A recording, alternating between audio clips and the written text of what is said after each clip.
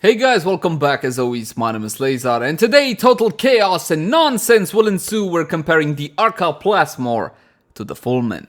Now, this is probably my most requested versus, and I stayed away from it for the longest while simply because, well, aren't you comparing a rifle to a shotgun? The mods are different. It's not a fair comparison. Now, that's one school of thought. And the other school of thought says something like this. Hey dude, it's a primary. Who cares? I can only take one or the other, so it's a fair comparison. Now, I'm not entirely sure if this is a fair comparison or not, but I know it's fun to do and we will do it. So for one day, we'll leave the arguments alone and just focus on these two fantastic weapons. One thing before we start, however, I try to keep these versus vids as objective as humanly possible, but when something is done by human hands, a natural degree of bias will be applied automatically. I'll try to keep it to a minimum though. So let's start off with a stat comparison between the two, the Arca Plasmor versus the Fulmin. When it comes to the accuracy, we shouldn't really care, especially when it comes to the primary fire rate of the Fulmin versus the Arca Plasmor, because again, it fires that projectile, which deals AoE damage because it goes through several targets. The accuracy isn't an issue on both of these weapons. Critical chance, however, 30% on the Fulmin versus only 22% on the Arca Plasmor, and you know what, that wouldn't be the worst of it, but take a look at the multipliers. Only 1.6 on the Arca Plasmor, and the Fulmin has an above average 2.2x, and that kind of stings when it comes to the Arca. Falloff is the same because again the projectile functions mostly the same way. Fire rate 2.17 on the Fulmin, only 1.1 on the Arca, and a magazine capacity of 60 versus 10, but hold up. It's actually 6 versus 10 when it comes to the primary fire mode of the Fulmin because it consumes 10 ammo per shot. So in actuality, again, the Arca Plasmor has the higher magazine capacity, but the much lower fire rate and the longer reload as well. Now, everybody that plays with the Arca that I have come across has always complained about the long reload time. 2.8 seconds is a long time to reload. The Fulmin, on the other hand, only 1 second. Status chance 16% versus 28%.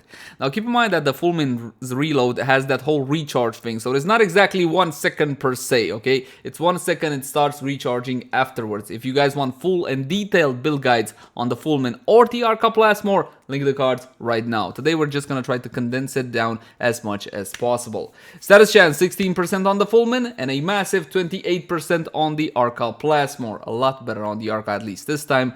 And when it comes to the damage, well, take a look. We got impact and electricity on the Fulmin, which from my humble point of view is a lot more flexible than just having radiation. Now, here's the thing with radiation. It's a fantastic damage type when you need radiation, but what if I don't? What if I need something totally different, like for example gas?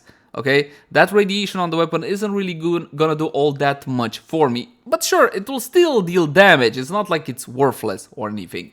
But at the end of the day, it's 600 versus 500. And I do dislike the 100 impact on the Fulmin because it is impact.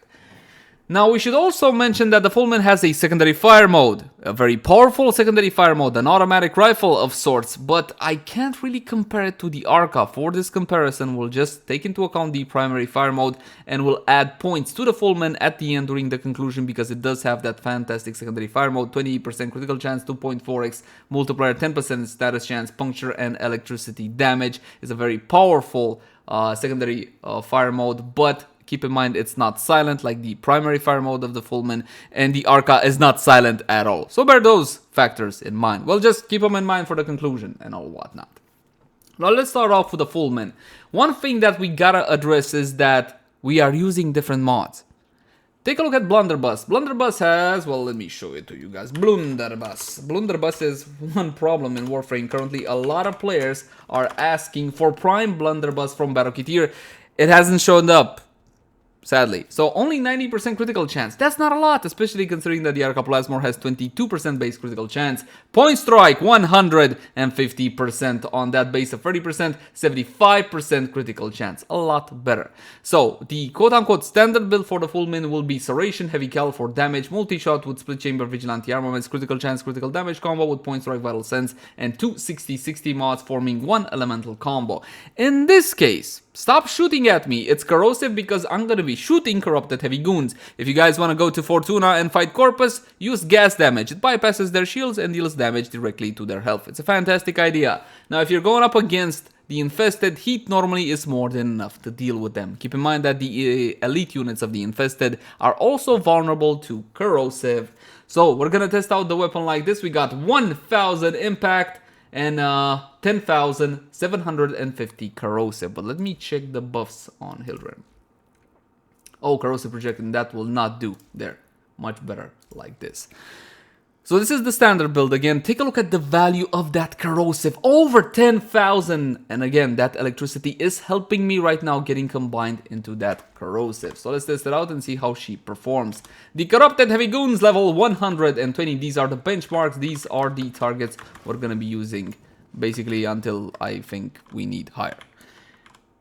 Straight for headshots in a line so we get to hit multiple targets. Those impact procs are a bit of a pain. But as you can see, the damage this weapon deals is undeniable. Sometimes you do gotta stop a little bit and wait for the recharge, okay? That 1 second reload time isn't 1 second until you get all of your ammo back. No, definitely not. It's 1 second until it starts recharging. You see that? Okay, so the recharge does take a while, but you can always stop midway if you just need like one more shot to finish off your targets. The damage is fantastic. The projectile goes through targets, but here's a thing with the projectile on the Fulmin. If it catches just a little bit of the edge of something, it kind of explodes. You see that? Now, if I was gonna go like this, this will catch the edge. Let's see if I can. I'm trying to illustrate the point. Okay, it did kind of like catch the edge. But as you can see, even though it does kind of catch the edge of the pillar over here, it still travels on and deals damage to the target. That is pretty much the same way the Arca Plasmor projectile functions, only that one is a lot fatter. And a lot fatter means more targets hits more easily, so bear that one in mind.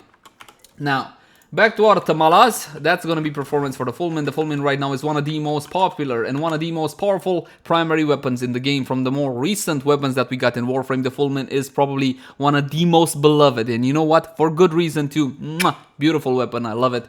But they started to nerf the Riven disposition. They're on to us, boys. They're on to us. But what can you do? Now, the Arca Plasmor. While I was leveling in Warframe, this was my favorite weapon. Honestly, it didn't really require much of my skill, which is probably why I loved it. Okay, I just aimed roughly in the vicinity of the targets, pressed that left click, and everything just poof, exploded. For a standard build, it's going to be very different because, again, we are looking at a shotgun. And shotguns have prime damage mod. Shotguns have prime critical damage mod. And shotguns have prime charge shell, which in this case does help us. But you might say, hey, you could have gone viral and used prime cryo rounds. Fine, fine. If you think that's unfair, even though I still think this is fair, we're gonna go like this. Oh, that's my phone. You guys recognize the song? Metallica.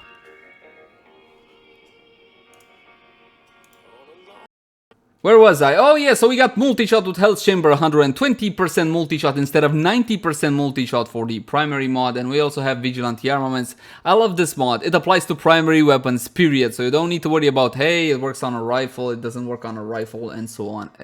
Seriously? Just a minute. And two 60/60 mods forming corrosive with shell shock and toxic barrage, and that's gonna be the quote-unquote standard build for the Arca Plasmor. I think I'm gonna redo the build guide on the Arca when the Excellus mod slots come out for primary weapons and secondary weapons. Actually, nothing for melee. Those they're not gonna do Excellus for melee because melee 3.0 will eventually be done, maybe. So 120 corrupted heavy goons from the front as before, and I love this weapon. Initially, I thought the sound was weird, but it's so spacey, so futuristic. I honestly love this weapon, and I cannot recommend it enough to basically anybody that's playing Warframe. It's a whole lot of different, and as you can see, I hit a whole lot of targets, but after a full magazine, we're looking at, what is that, 40 to 50, even 60%. Okay, these are, again, corrupted heavy guns level 120. The more corrosive procs I get, the less shots I will need. Now, a lot of players say, hey, listen, man, because of the low critical stats on the Arca Plasmor, isn't it pointless to build critical chance? And here's the thing, guys, it's better than the alternatives. That's the thing, that's why you should still build crit on the Arca Plasmor. You can try the alternatives, they're not better. Unless you want to go gas. Down on Fortuna, oh my god, an Arca Plasmor with gas damage is just something of total beauty. When it comes to the performance, from my point of view, they're a little bit comparable. I think you can say that the Fulmin outperforms the Arca Plasmor just by a smidge if you were to do the math and all whatnot. But again, it really comes down to luck. Why I like the Arca Plasmor just a little bit more, and this is totally like on a personal level, not on an objective level, is the size of the projectile. It's easier to clear an entire corridor. And again, just like the Fulmin, if it catches the edge, it still travels. Okay, it looks like it exploded here and did all sorts of things, but that's just visual. Okay, it still travels, it still deals damage. You can try it out for yourself. Now, that's pretty much it for quote-unquote standard builds. I want to talk about Riven disposition now. And here's the thing with my beloved Arca Plasmor. They nerfed it so many times and they still had not enough nerfs. Take a look, this is a decent Riven, right? I got 72 rolls, this is mine. I rolled this Riven 72 times and it used to be Riven Dispo 3 out of 5 and it used to be decent. Now, look at it. 65% critical chance and only 120% damage minus status duration as well. So it's a double positive with a negative. These are pretty much kind of like the highest values you can get and they're still not honestly all that great. But what about the Fulmin? Does the Fulmin have higher Riven disposition? Not really. It used to be, again, 3 out of 5. But now it's only 2 out of 5 because they nerfed it. And you know what? Considering the value of the nerf, I'm pretty sure they're gonna nerf it again. But again, that is just supposition, speculation, and so on and so forth. Don't quote me on that one. So we can change the builds for the Fulmin for the most part. The Fulmin is capable of doing a hunter munition setup. Something like this, definitely. The Arca Plasmor, not so much, because again, the critical chance is 40-something% with the crit mods applied. Now, you can increase the critical chance on the Arca if you want to drop one of the mods. For example, let's say you don't want to use Shell Shock, okay? You can make a corrosive with just 2 mods, you can drop Shell Shock, and you can go with more critical chance with something called Laser Sight. Now, this is an event-only mod, but don't worry about it because it's only like 10 plat from the trade chat. 120% critical chance when aiming for 9 seconds, okay? So it's a lot more than Blunderbuss, actually. A lot of players even play like this. They forget about Blunderbuss because again, it's only 90% and just go for Laser Sight, but it still doesn't do all that much for my blasted critical multiplier, which is only 1.6 as a base. So I'm not gonna draw this one out any more than it needs to be.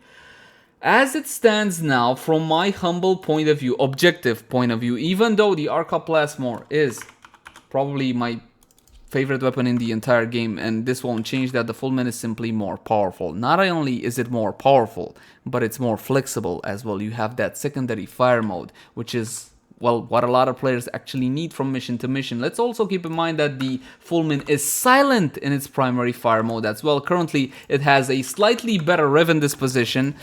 Not that it makes a whole lot of difference. Riven Dispo 1 versus 2, and it's probably gonna get nerfed again. But right now, it does have a slightly higher Riven disposition. It's more flexible, and again, from my humble point of view, it's a bit more powerful as well. Now, this won't change the fact that I love the Arca Plasmor. And I'll love it to bits forever and ever until a Vandal comes out. And then I'll love the Vandal forever. And speaking of which, this is a problem, D. Where is that Arca Plasmor Vandal? Come on, it's time, isn't it? And I think, my friends, that is pretty much it. I would love to read your opinions in the comment section down below because this is uncharted territory for me. It's hard to compare a shotgun to a rifle because, again, there are a lot of things to keep in mind and I probably missed some things here and there. I would love to read your opinions in the comment section down below. But thank you guys so much for watching. Like, favorite, share, and subscribe if you enjoyed the content. If you got any sorts of feedback for me, as per the usual, I would love to read it in the comment section down below. Also in the comment section down below, if you guys a particular piece of content. Now, in all honesty, I can't exactly promise you that it will be done by next time or even within a week, but as you can see, they will be done eventually. These things kind of take a little while to make, but you can also find me on Twitch, Facebook, Twitter, all the usual places. And if you love the content, consider supporting us via Patreon. Until next time, my friends, bye-bye.